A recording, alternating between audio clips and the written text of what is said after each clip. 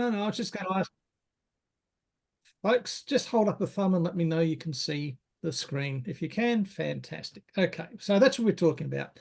How to do a review over what's happened the last financial year, and then how to put a few plans in place for the one that's coming up. Now, you all know me, you know that I've had 30 plus years as a C-suite executive in 12 different industries across Southeast Asia and here in Australia, and I've been a business coach for 12 years, etc. You don't need to know much more than that. As usual, no rainbows, no unicorns, just solid information that you can actually use. The signpost is important because too many people get stuck in the past, or they're trying to create a never-ending present where they keep doing the same thing over and over again, expecting a different result. And really what we should be doing is being present as much as possible, acknowledging the past, but working towards a future that we want that will give us the life we want. So a good part to do that in is, of course, review. It's a simple form. You'll see a number of forms used through here. They're ones that I use with my clients when I work with them, whether it be one-to-one or in a group scenario. The first thing to do is get a piece of paper, put a line down the middle, and on one side, write down all the things you can remember that went well this last financial year. And then on the other side, write down the things that either didn't go so well or the things you need to stop doing. So for instance, if you were running Facebook ads and getting no response to them, you'd probably want to stop doing them, okay? But write down the things that went well. Did you get new clients? Were you able to increase prices? Did you pick up some new skills? Business is the main focus, but don't neglect anything that was personal or professional either. Maybe something that went well was you finally got to have 3 weeks off and you went to Uluru and you saw the rock and all that sort of stuff. I don't know. But here is the first thing to do is review the last financial year in terms of what went well and what didn't. The next thing to do is to consider this. There are 3 ways of tackling your business. You can do it yourself, you can accelerate what happens, or you can delegate it. So again, here's another form, quite simply. If you think about your business, think about all the things that only you can do or things that you want to do yourself. The last column is the things you don't want to do and the things you want to delegate and get rid of.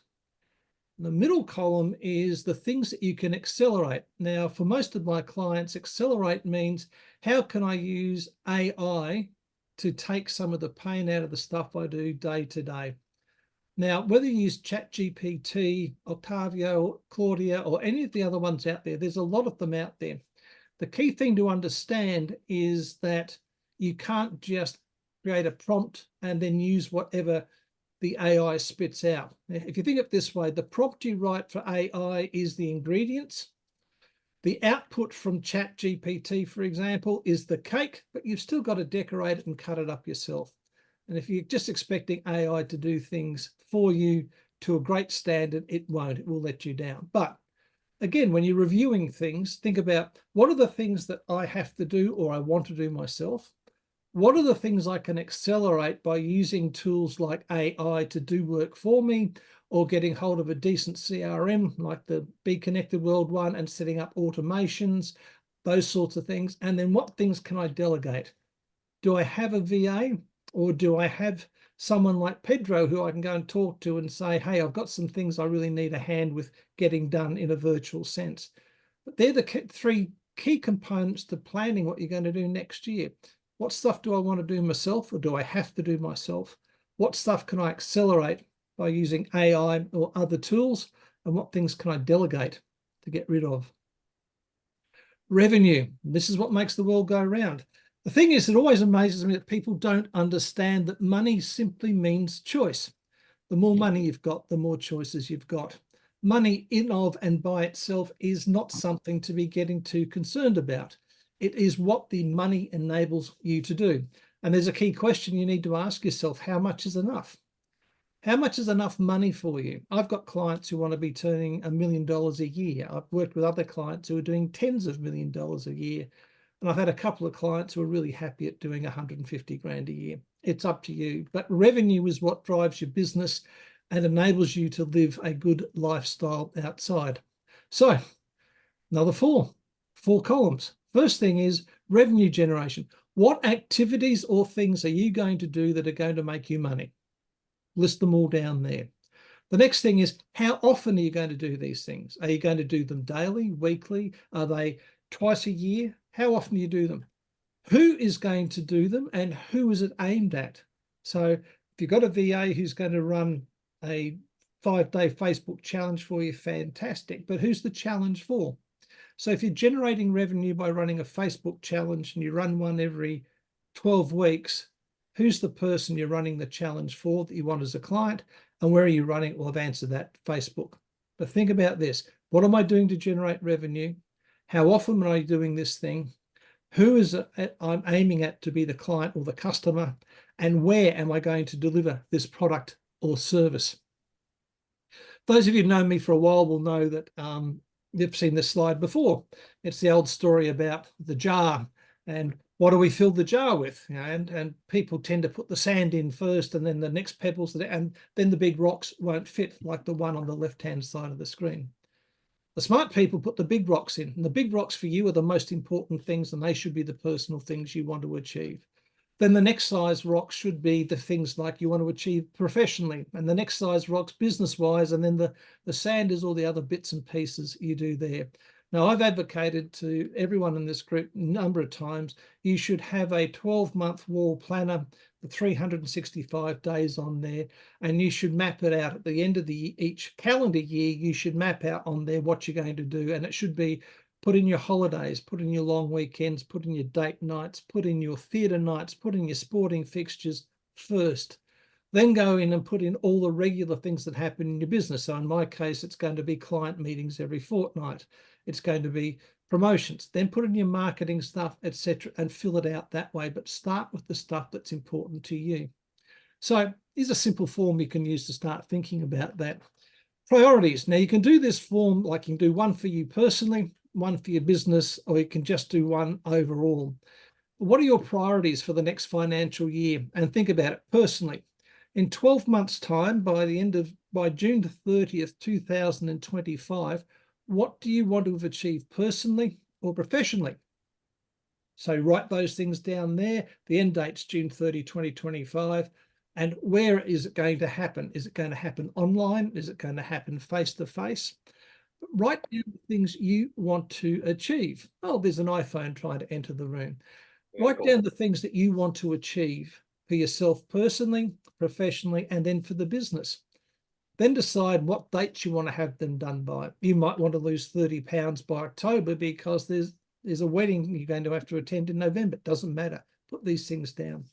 And the where is literally where are you going to do it or how are you going to deliver it? So think about that. Next thing is in structure lies freedom. It's something that people don't like to acknowledge or understand, but it's the truth. In structure lies freedom. If you don't have a structure to your business and your personal lives, you tend to waste a lot of time. And time, of course, is the one resource, the one thing we have that we can never get back. So we should maximize our use. That doesn't mean that we hustle 25 hours a day and bash our heads up against brick walls. What it means is we have some structure in place to make our business and personal lives run better, but we also take our foot off the pedal and have some me time. So you need to create a recurring task plan, and that looks like this. What are the things that you need to do personally, professionally, and in business every day? What things should you be doing every 2 weeks, every month, every 3 months, every 6 months, or once a year? Maybe fortnightly is not something that you operate on. That is for me. Maybe it's daily, weekly, monthly, quarterly, half yearly, annually.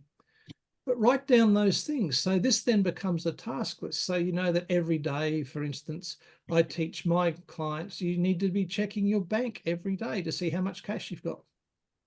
That can both terrify you or edify you, depending on how good the day or the week's been. But you should be looking at that every day. You know, daily, should you be clearing your emails, trying for inbox zero, or just skimming across the top? You know, fortnightly. Well, for me, fortnightly is I meet my clients on a fortnightly basis. I don't meet them every week. I'm available to them 24/7 pretty much, but I meet them formally every 2 weeks. What things do you need to do monthly? Maybe quarterly. Maybe you're going to run 4 major promotions a year. So that goes into quarterly, and you know which quarter you're going to run the promotion in, and then you're going to have to work back 6 weeks to promote it and get it happening. What things are you going to do twice a year? All right. And what things are you going to do annually? Maybe annually is your annual holidays. Maybe you go away for 4 weeks or 5 weeks. I think if you're a smart business owner who's not self-employed but is actually a business owner, then you could probably organize to have 2 or 3 holidays a year of 2 to 3 weeks each time. You can organize long weekends. They might happen quarterly. All right. Weekly or fortnightly, you might be having date nights. Look at the things in your business. But this is a key form for you to get some structure into your business. You can fill this form in, you can stick it up on the wall, and if you're feeling lost, you can go, oh yeah, this is what I'm supposed to do every day, or what I'm supposed to do every week. Very, very important thing to do. But next year, what are you going to do that's not the same? Now, at the very start, I said, you know, what went well, what didn't go well. So apply the GBU test. GBU stands for good, bad, and ugly. What things were good you want to keep doing or do again? What things were bad, you don't really want to do them again, but maybe you can execute them better so they become a good. And then what things were downright ugly that you never want to try again or see happening in your life again. The GBU test is really quite important. But if you keep doing the same stuff you did last financial year, next financial year, some of it's going to work and work fantastic because it's proven, but a lot of it won't because the marketplace keeps evolving. So by way of wrap up, what I'd like you to do is to literally sit down with your favorite beverage, coffee, tea, red wine, whiskey, scotch, gin, tequila, whatever it happens to be, only a glass or a mug full, and spend some time just thinking about this last financial year and what went well, what didn't work that you want to try again, and what stuff you never want to approach again. And then after you've done that, what things do you want to achieve personally, professionally, and in your business, and at least get them written down, and then get hold of that wall calendar I keep talking about and try to fill them in so you've got a timeline, you've got a time frame, and more importantly, you've got some structure. The key thing is you have to keep moving, because when you stop moving, things break down. You cannot stay where you are, right? You know, if you imagine our lives are like floating down a river. Occasionally we hit a sandbank and we can get out the water for a bit, but the sandbank gets eroded and we're back in the water. In fact, this is a saying that people in the special forces use: in stillness lies death. If you think you've got it all sorted out and you think that what you're doing in your business is going to continue to serve you next year, next 2 years, 3 years, 5 years, it's not. You're going to spiral down and do nothing. Movement is what success loves. Success loves movement. Money loves movement.